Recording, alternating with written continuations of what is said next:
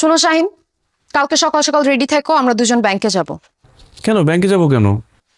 তুমি আর আমি একটা যৌথ অ্যাকাউন্ট খুলবো সেজন্য। আরে আমার তো অ্যাকাউন্ট আছে, আবার যৌথ অ্যাকাউন্ট খুলতে হবে কেন? যৌথ অ্যাকাউন্ট কেন খুলবো বুঝো না? এখন থেকে তোমার আমার আলাদা কোনো অ্যাকাউন্ট থাকবে না, তোমার আমার যৌথ একটাই অ্যাকাউন্ট থাকবে। ওই অ্যাকাউন্ট থেকে আমরা সব লেনদেন করব। আরেকটা কথা, আমরা এমন ভাবে যৌথ অ্যাকাউন্টটা করব, আমরা কোনো কার্ড নিব না, শুধু চেক থাকবে, যাতে তোমার আমার দুইজনের সই ছাড়া অ্যাকাউন্ট থেকে কোনো টাকা তোলা না যায়। না দিয়ে ফালতু কথা বলো না তো। টাকা ইনকাম করব আমি, অথচ যৌথ অ্যাকাউন্ট করে তোমার সাইন ছাড়া আমি টাকা তুলতে পারবো না। এসব ঝামেলা আমি যেতে পারবো না।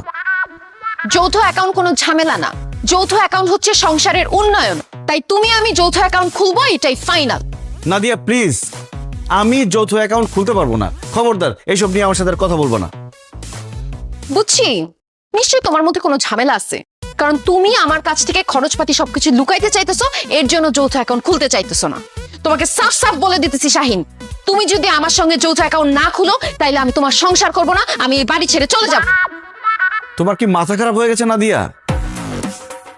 সামান্য যৌথ অ্যাকাউন্টের জন্য তুমি বলতেছো তুমি আমার সাথে সংসার করবে না?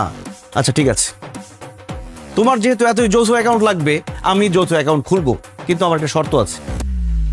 কি শর্ত?